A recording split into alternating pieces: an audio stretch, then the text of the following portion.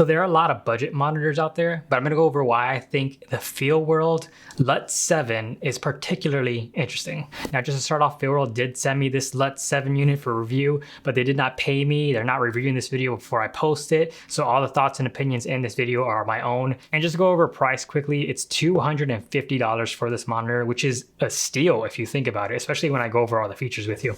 First off, build quality. This thing is entirely plastic.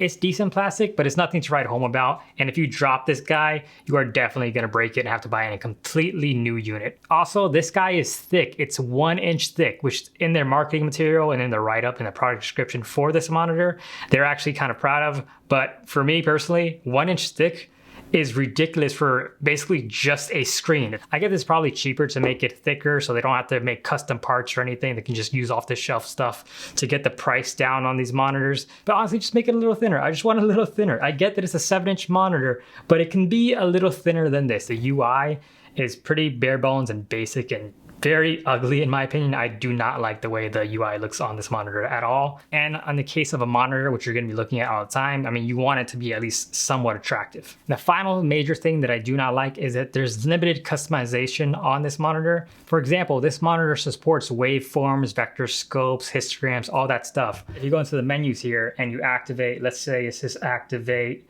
vector scope, you turn that on.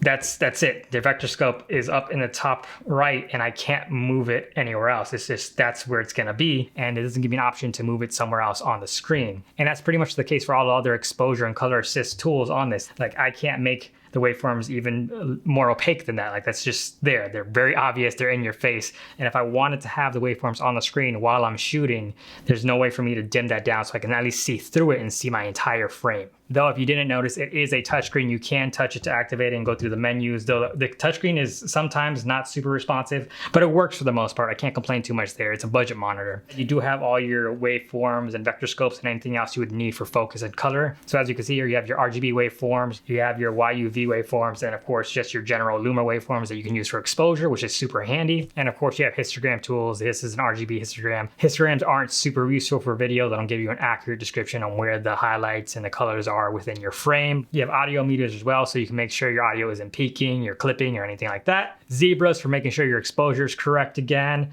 You have false color for the same exact thing, and it uses an airy style false color, which I'm not a fan of. But as you can see here on this bottom bar, it's not giving you the exact IRE number. It's just showing you the bar, and you kind of have to figure out where these values fall. And I know I sounded pretty negative on all those assist tools, but all those tools are actually great and super handy, and I'm glad they're in this monitor, especially at this price. I just wish you had more control on how these assist tools ended up displaying on the actual monitor itself. Of course, just like every other monitor out there, this monitor does support LUTs. So if you want to have your LUTs preloaded in on the monitor and see exactly what your end result's going to be with your footage, it does have an SD card slot, so you can plug in that and get all your LUTs off that directly. And while we're talking about ports, just take a quick break from the screen and look around the monitor to see exactly what it offers. Now, straight up top, you have your control buttons. You have function 1, 2, and 3. You can assign these to whatever specific function you want. And right here, the menu button / radio dial. This is actually by default used to adjust the screen brightness, and we'll get to the screen brightness in a minute. It's actually one of the highlighted features of this monitor that I really want you guys to know about. And you can actually press this button down to get even more assist features just ready to go in an instant. You also have this handy button on the side that you can customize to whatever you want as well. By default, it turns off touch capabilities, so you don't actually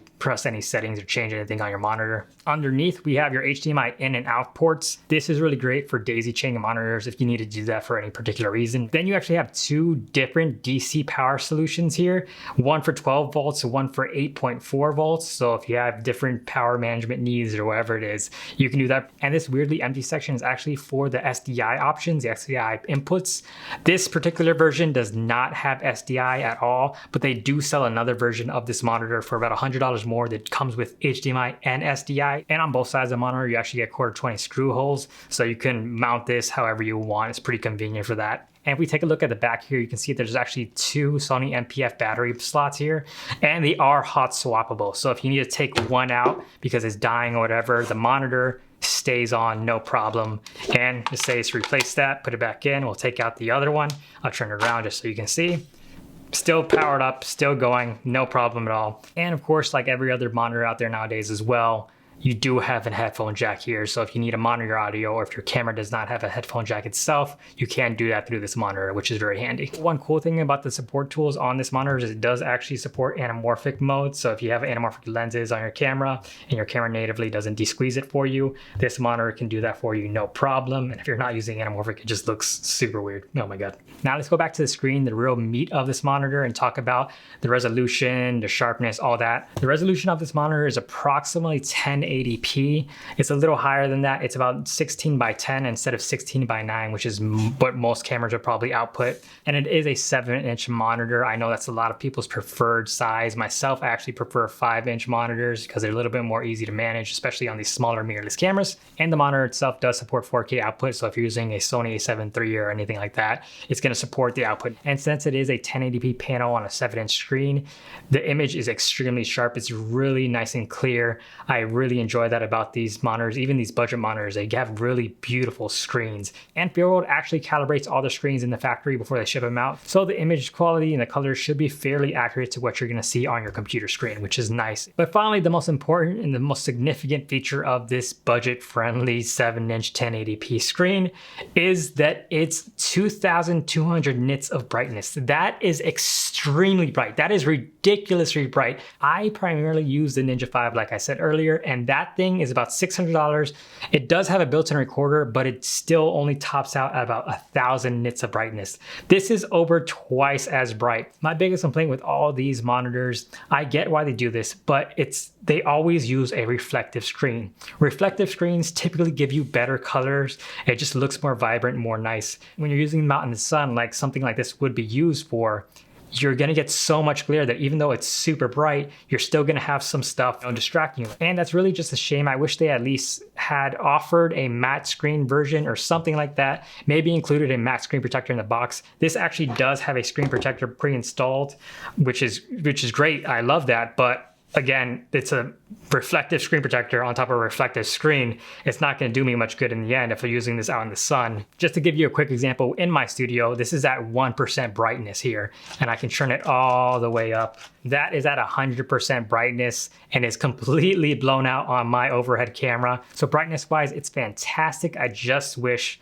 we had other options besides a reflective screen. Now, beyond the monitor, inside the box, you're also going to get this very nice mounting arm. I love this. They 100% ripped this off of Small HD with their focus line, but I love it. I'm glad they did. This is fantastic. These are my favorite way to mount monitors. And they also included this combo HDMI cable. So you have mini HDMI to micro HDMI. So all in all, do I think the Feelworld LUT7 is the ultimate budget monitor that pretty much everyone should buy?